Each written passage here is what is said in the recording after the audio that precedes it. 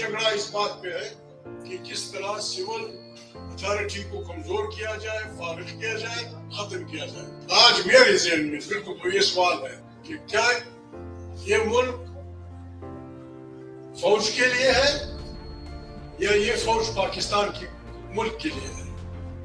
हम दूसरे फिक्र के लोग। अब हमें सोचना चाहिए कि वो रास्ता अख्तियार करें जिसके को चला के इनको खुद ब खुद भागना पड़े। इंसाफ की जो तहरीक है इस मुल्क में रूल ऑफ लॉ कायम करने के लिए, ये मुल्क का फ्यूचर है। या एक तरफ या मुल्क किधर जाएगा और या दूसरी तरफ तबाही की तरफ जाएगा। अगर इसी तरह इस मुल्क के अंदर कानून की हुक्मरानी ना हो, मैं आपको कहता हूं कि कोई तरीका ही नहीं है कि हम ये माशी तबाही से बच सकते हैं। कोई किसी के पास आंसर नहीं है। हमें मिलकर इसकी मजम्मत करनी चाहिए, चाहे वो डॉक्टर मारंग बलोच हो, चाहे वो इमरान खान हो, चाहे वो अली वजीर हो। हम सबको एक ही आवाज में उनकी नाहक कैद की मजम्मत करनी चाहिए, उनके लिए सड़कों पर आना चाहिए, एहतजाज करना चाहिए, मुज़ाहमत करनी चाहिए। कि ये जर्नैल मुल्क को नहीं चला सकते, इस मुल्क को जर्नैल नहीं चला सकते। 78 साल की सियासत का ये निचोड़ है कि ये जो जर्नैल हैं ये इस अवाम के एग्जिस्टेंशियल थ्रेट है। इस अवाम के लिए ये एग्जिस्टेंशियल थ्रेट है हमारी अवाम के लिए। इस वक्त सबसे बड़ा मसला पाकिस्तान का ये है कि इनको आपने बैरक्स में किस तरह वापस भेजी, और हम उस सैचुरेशन पॉइंट पे आ गए हैं कि अब बिल्कुल हमने बाहर निकलना है और मुज़ाहमत सड़कों पे करनी है। मेरा ये राय है बतौर सहाफ़ी कि इस मार्शल लॉ के दौर में हमें एग्जैक्टली वही मुज़ाहमत की तहरीक चलानी चाहिए जो जनरल ज़िया के दौर में चली थी, जो जनरल मुशर्रफ के दौर में चली थी, और बल्कि उससे भी पहले जाए तो फील्ड मार्शल अयूब खान के दौर में चली थी। हमें आज ये फैसला करना है सबको बतौर शहरी, बतौर इंसान, कि हमने जबर को और जुल्म को सहना है या नहीं सहना।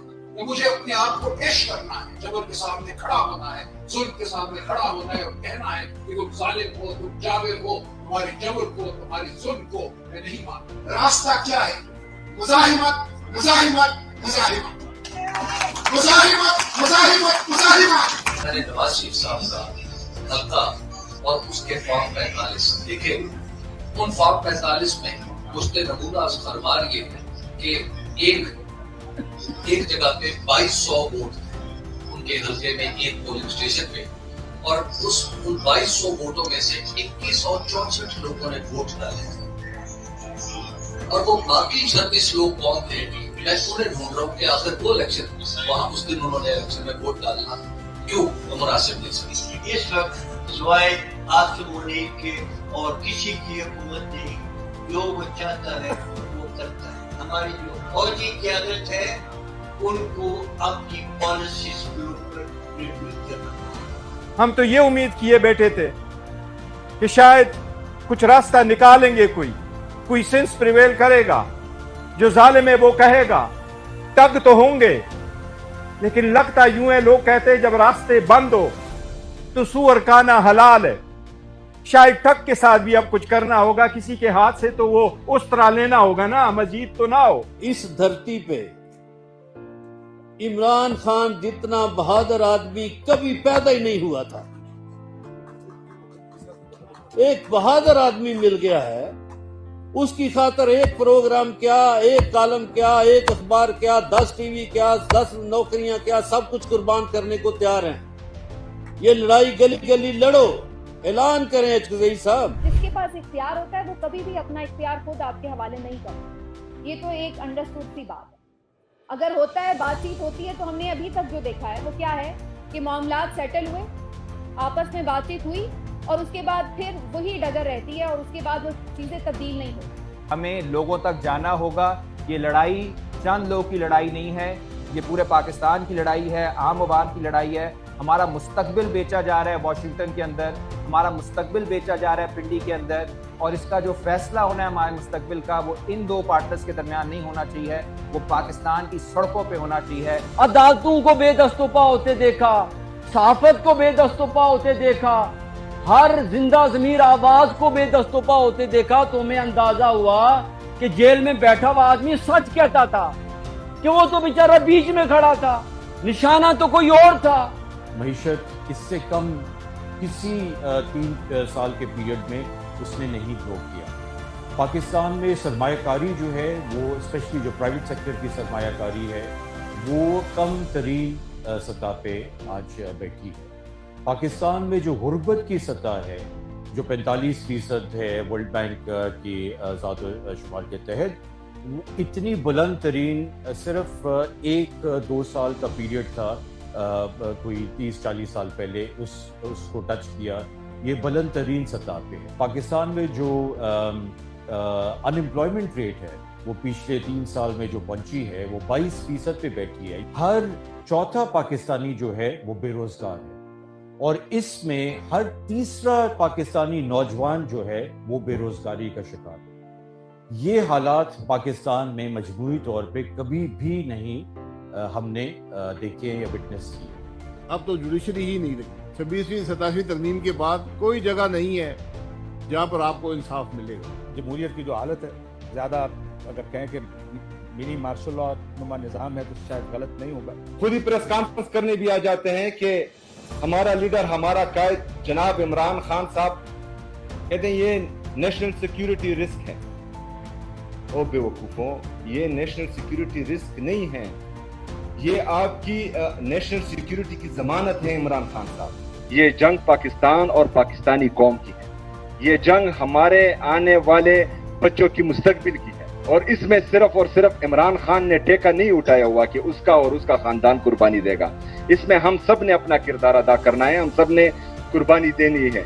یہ پاکستان کی ہسٹری بدلے گا کہ اس ظلم کے نظام کو اور اس جبر کے نظام کو، اس قصائیت کو، اور جو اس اپنے آپ کو اسٹیٹ کہتے ہیں، انشاءاللہ اس کو شکست ہوگی۔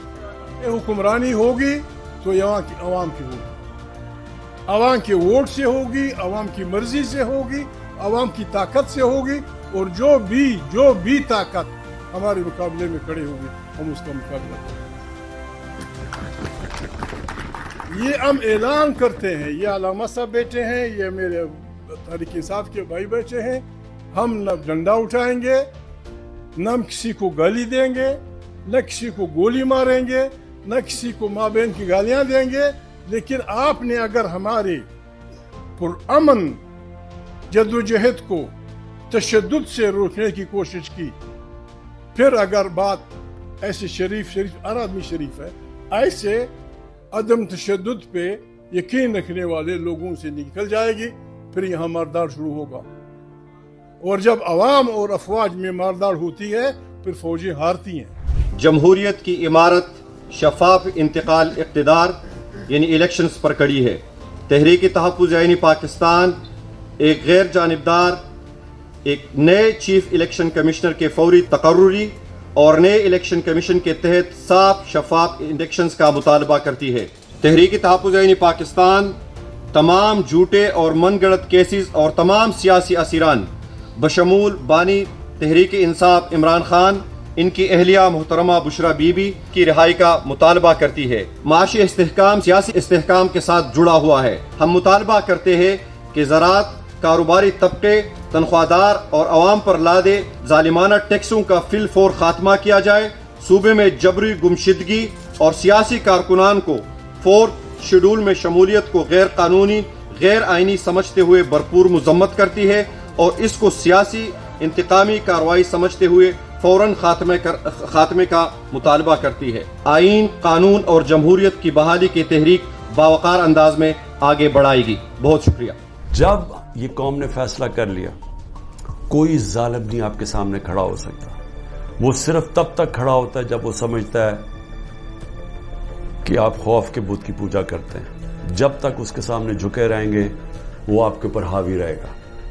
جب قوم یہ بت توڑ دے گی، قوم آزاد ہو جائے گی، اور آزاد قوم ہی خوشحال ہوتی ہے۔